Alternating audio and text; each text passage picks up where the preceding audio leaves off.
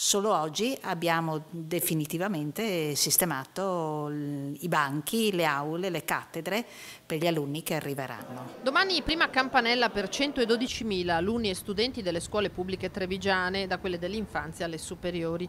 Vigilia tormentata da cattedre ancora vuote, circa 1.700, carenza di spazi come Arriccati di Piazza Vittoria e strutture in stato precario come l'ITIS Galilei di Conegliano.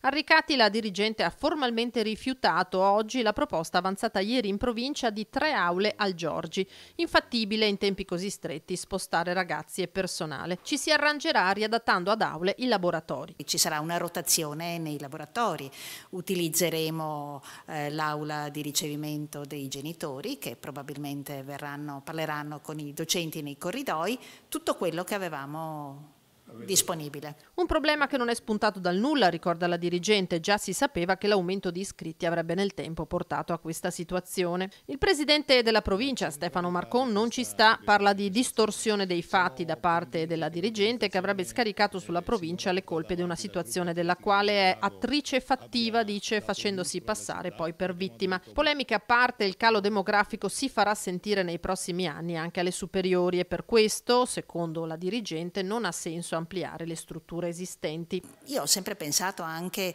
alla possibilità di qualche struttura temporanea nella sede di San Pelaio dove, come dire, c'è del terreno anche disponibile. A Conegliano domani corteo di protesta di genitori e studenti dell'ITIS Galilei per la mancata ristrutturazione.